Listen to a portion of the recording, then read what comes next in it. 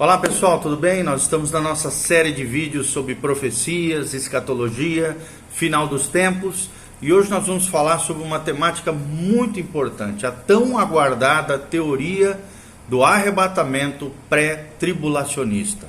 Teoria do arrebatamento pré-tribulacionista. Eu te convido a ver também as demais teorias, né? A teoria do arrebatamento parcial, né? Ou do parcial arrebatamento, a teoria do pós-tribulacionista do arrebatamento e a teoria mesotribulacionista do arrebatamento, vídeos anteriores que nós fizemos sobre essa temática tão importante que é a escatologia. E o primeiro vídeo que nós fizemos dessa série, que é o plano de Deus através das eras, que explica um pouquinho o que é a dispensação, como é que Deus trabalha o seu plano divino, o plano profético, através dos tempos, através dos séculos, através das eras, através do que a gente chama de dispensação de Deus. E agora então, nós vamos falar sobre a teoria do arrebatamento pré-tribulacionista. E estamos baseados em 1 Tessalonicenses 4, versículo 13, onde Paulo aqui fala aos irmãos que estavam em Tessalônica e diz o seguinte, 1 Tessalonicenses 4, 13: Não quero, porém, irmãos, que sejais ignorantes acerca daqueles que já dormem, para que não vos entristeçais como os demais que não têm esperança. Porque se cremos que Jesus morreu e que ressuscitou, assim também aos que em Jesus dormem. Dormir aqui como uma metáfora da morte física. Deus também, Paulo continua dizendo, os tornará a trazer com ele. Dizemos-nos, pois, isto pela palavra do Senhor, que nós, os que ficarmos vivos para a vinda do Senhor, não precederemos aqueles que dormem ou que já morreram. Porque o mesmo Senhor descerá do céu com alarido e com voz do arcanjo e com a trombeta de Deus, e os que morreram em Cristo ressuscitarão primeiro. Depois nós, os que ficarmos vivos, seremos arrebatados juntamente com eles nas nuvens, a encontrar o Senhor nos ares, e assim estaremos para sempre com o Senhor. Olha que coisa linda esse trecho da palavra de Deus. E Paulo termina e diz, portanto, consolai-vos uns aos outros com estas palavras. Eu gosto muito de ler esse trecho, principalmente quando a gente vai fazer funeral, né? Porque, principalmente funeral de crente, obviamente. Porque aqui nos dá a esperança da vida eterna, a esperança da ressurreição dos mortos, principalmente daqueles que são fiéis a Deus nesse episódio especificamente, e também chacoalha o povo, chacoalha o coração dos irmãos com relação à volta de Jesus e a maneira como eles têm vivido aqui nessa terra. Então aqui nós vemos as duas promessas tremendas, a promessa do arrebatamento da igreja, ou rapto, ou translação, ou translado da igreja da terra aos céus, esse episódio que é diferente da segunda vinda de Jesus, antes da implantação do milênio, ao final da tribulação, como nós vamos falar. E também outro episódio tremendo é a ressurreição dos santos, daqueles que já morreram, ou, conforme Paulo fala, daqueles que dormem. Dormem aqui, como eu já falei, uma metáfora, um simbolismo da morte física, ou daqueles que já morreram em Cristo. Ok? Então, duas promessas gloriosas que eu e você temos da parte do Senhor, por isso podemos nos consolar e aguardar ansiosamente a volta de Jesus. Mas o que é a teoria do arrebatamento pré-tribulacionista? A terceira interpretação predominante sobre a questão do arrebatamento na tribulação é o que normalmente se conhece como pré-tribulacionista, segundo a qual a igreja, ou seja, o corpo de Cristo, em seu todo, será por ressurreição e por transferência, ou seja, alguns vão ressuscitar, outros vão ser transferidos da terra aos céus, ou transladados, ou raptados. Será retirada da terra antes de começar qualquer parte da 70ª semana de Daniel, o que a gente conhece normalmente como tribulação. Qual é a base essencial da posição de arrebatamento pré-tribulacionista? Em primeiro lugar, nós precisamos aprender que o arrebatamento pré-tribulacionista descansa essencialmente na premissa maior, ou seja, um método literal de interpretação das Escrituras, ou o melhor método de interpretação das Escrituras Sagradas. Como complemento necessário a isto, os pré-tribulacionistas acreditam na interpretação dispensacionalista da palavra de Deus, ou seja, que Deus tem um plano divino que estabeleceu ao longo de 7 dispensações, 7 períodos diferentes da história humana para o cumprimento da sua palavra eterna, a palavra profética de Deus. Ou seja, a Igreja e Israel são 2 grupos distintos, para os quais Deus tem um plano divino. A Igreja é um mistério não revelado no Antigo Testamento. E essa era de mistério presente, a era da Igreja, a dispensação da graça, insere-se então no plano de Deus para com Israel por causa da rejeição ao Messias, por parte dos judeus, na época de Jesus, na sua primeira vinda, ou a encarnação de Cristo, a vida, a obra, a crucificação e ressurreição de Jesus. Esse plano de mistério deve ser completado antes que Deus possa retornar seu plano com Israel e completá-lo. Tais considerações surgem desse método que nós estamos falando, de exegese, de interpretação bíblica, chamado de método literal de interpretação da palavra de Deus. Quais são os argumentos essenciais do arrebatamento pré-tribulacionista? Vários são os argumentos que podem ser apresentados em apoio a esse posicionamento chamado de pré-tribulacionista do arrebatamento. Embora nem todos tenham o mesmo peso, a sua evidência cumulativa é grande, é especial, é maravilhosa. Primeiro, o próprio método em si, o método literal de interpretação. É franca e livremente reconhecido pelos amilenaristas, ou seja, aqueles que não creem no milênio literal de Jesus, que a controvérsia básica entre eles e os pré-milenaristas, que creem no arrebatamento antes do milênio, é questão do método de interpretação empregado no tratamento das profecias. Alice, um dos grandes teólogos, ele diz o seguinte: a questão da interpretação literal versus a interpretação figurada deve, portanto, ser encarada desde o princípio. É o que afirma Oswald T. Alice na sua obra Prophecy and the Church, página 17. Ele admite que se o método literal de interpretação das Escrituras for o certo, e nós cremos que é o certo, a interpretação pré-tribulacionista é correta. Então, dessa maneira, podemos ver que a doutrina da volta pré-tribulacionista de Cristo para instituir um reino literal, o reino milenar, resulta de métodos de interpretação literal das promessas e das profecias do Antigo Testamento. Promessas do quê? Aliança abrâmica, aliança palestínica e aliança davídica, que Deus fez a Davi, ao povo de Israel, palestínica, e a Abraão, o patriarca de Israel. Então, é natural, portanto, que o mesmo método básico da interpretação deve ser empregado na interpretação também com relação ao arrebatamento ou rapto da igreja. Seria ilógico construir um sistema pré-milenarista sobre um método literal e depois abandonar esse método no tratamento de questões relacionadas. Podemos observar rapidamente, facilmente, que o método literal de interpretação exige um arrebatamento pré-tribulacionista da igreja, ou seja, antes da tribulação a igreja vai ser arrebatada. Os pós-tribulacionistas devem interpretar o livro de Apocalipse pela história, o que é basicamente um método espiritualista, ou alegórico ou metafórico. Ou então tratá-lo como ainda futuro, mas eliminar por meio da espiritualização a literalidade dos acontecimentos, numa tentativa de harmonizá-los com outras passagens, tendo em mente a sua interpretação. Qualquer uma das explicações viola o princípio de interpretação literal.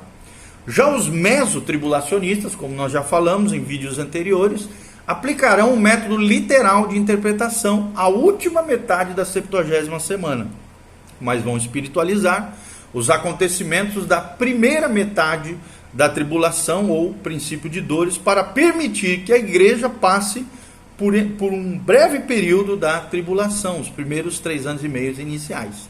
Isso, voltamos a dizer, é uma incoerência básica, porque utiliza 2 métodos falando do mesmo período profético. E não pode haver um método empregado para estabelecer o pré-milenarismo e outro para interpretar as promessas de arrebatamento. Ou seja, um método literal de interpretação aplicado de maneira coerente leva necessariamente a outra conclusão, a de que a igreja será arrebatada antes da 70ª semana de Daniel. Então deve ser mencionado de passagem que esse método não leva o indivíduo a um ultradispensacionalismo, pois esse sistema não é produto do uso de um literalismo maior, estando antes baseado em considerações exegéticas, hermenêuticas corretas do ponto de vista das Sagradas Escrituras. Segundo argumento muito importante dos pré-tribulacionistas é a natureza da 70ª semana de Daniel. Existem várias palavras usadas no Antigo e no Novo Testamento em referência ao período da 70ª semana, as quais, quando examinadas em conjunto, oferecem a natureza essencial ou o caráter desse período da semana 70 de Daniel, ou 70ª semana de Daniel, capítulo 9. Primeiro, o caráter desse período é que se manifestará a ira de Deus. Está lá em Apocalipse 6, Apocalipse 11, Apocalipse 14, 1 Tessalonicenses 1, 9 e 10, 1 Tessalonicenses 5, 9 e Sofonias 1, 15, fala dessa ira de Deus. Segundo, fala de um julgamento de Deus. Apocalipse 14, 7, Apocalipse 15, Apocalipse 16, de 5 a 7, Apocalipse 19, 2, fala desse julgamento. Também fala de uma indignação por parte de Deus em Isaías 26, 20, 21 e também Isaías 34, de 1 a 3. Fala de um castigo também, lá em Isaías 24, 20 e 21. Fala da hora do julgamento, fala da hora da angústia em Jeremias 37, a hora do julgamento, Apocalipse 3, 10, a hora da destruição, Joel 1, 15. Fala também de trevas, de um período trevoso, lá em Joel 2,20, em Sofonias 1, 14 a 18 e Amós 5, 18. Fala sobre esses oito caráteres ou características desse período: ira, julgamento, indignação, castigo, hora do julgamento, hora da angústia, destruição e trevas. Então devemos mencionar que essas referências abrangem todo esse período, não apenas parte dele, de modo que todo o período é assim caracterizado.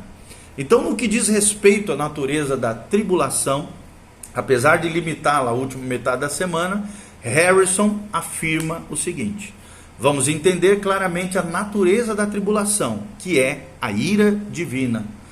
Observem que ele omite, por exemplo, a questão aqui de Apocalipse 6, de 16 a 17. E julgamento divino aparece em vários episódios da Bíblia: Apocalipse 11, 18, Apocalipse 14, 8, Apocalipse 15, 1, Apocalipse 14, 7, Apocalipse 15, 4, Apocalipse 16, 7 e vários trechos de Apocalipse. Sabemos então que o nosso abençoado Senhor suportou a ira e o julgamento de Deus em nosso lugar na cruz do Calvário. Portanto, nós que estamos nele não seremos julgados. Quem? A igreja do Senhor Jesus, o corpo de Cristo. Então a antítese, o contrário, o contraponto de 1 Tessalonicenses 5,9 é uma evidência conclusiva, porque Deus não nos destinou para a ira, mas para alcançar a salvação mediante nosso Senhor Jesus Cristo. É o que nos afirma 1 Tessalonicenses 5,9 aqui nas palavras do apóstolo Paulo. Ira para os outros, para os ímpios, para os infiéis, mas salvação para nós no arrebatamento. Quer vigiemos, quer durmamos, ou seja, quer estejamos vivos ou quer estejamos mortos, é o que a Bíblia promete e é o que fala Norman Harrison na sua obra The End, ou O Fim, na página 120. Terceiro argumento muito importante é a extensão, ou seja, o tempo, a extensão da 70ª semana. Não há dúvida de que esse período testemunhará o derramamento da ira divina por toda a terra. Apocalipse 3,10 fala sobre isso, Isaías 34,2, Isaías 24, de 1, 4, 5, 16, 17 e de 18 a 21 também. E muitas outras passagens esclarecem isso muito bem. Contudo, embora esteja em questão toda a terra, Esse período é particularmente dirigido a Israel, ou seja, é um período onde Deus trata com Israel. Jeremias 37, que chama esse período de tempo de angústia de Jacó. Jacó aqui uma referência ao patriarca de Israel. Confirma isso que nós estamos falando. Os acontecimentos, então, da 70ª semana são acontecimentos chamados de Dia do Senhor, ou Dia de Jeová. O uso do nome da divindade realça o relacionamento peculiar de Deus com aquela nação, a nação de Israel. Quando esse período está sendo profetizado, por exemplo, em Daniel 9, Deus diz ao profeta: 70 semanas estão determinadas sobre o teu povo e sobre a tua santa cidade, aqui, Jerusalém. Versículo 24, Daniel 9. Todo esse período faz então referência ao povo de Daniel, que é o povo de Israel, e a cidade santa de Daniel, que é Jerusalém.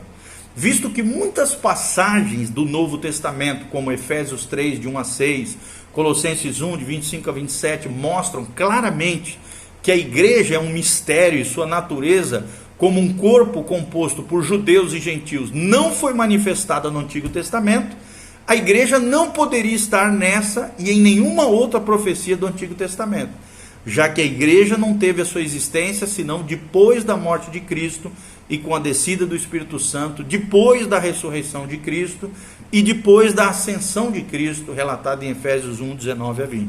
E também depois, como eu falei, da descida do Espírito Santo em Pentecostes, em Atos 2, com o início de todos os seus ministérios e dons em favor dos crentes.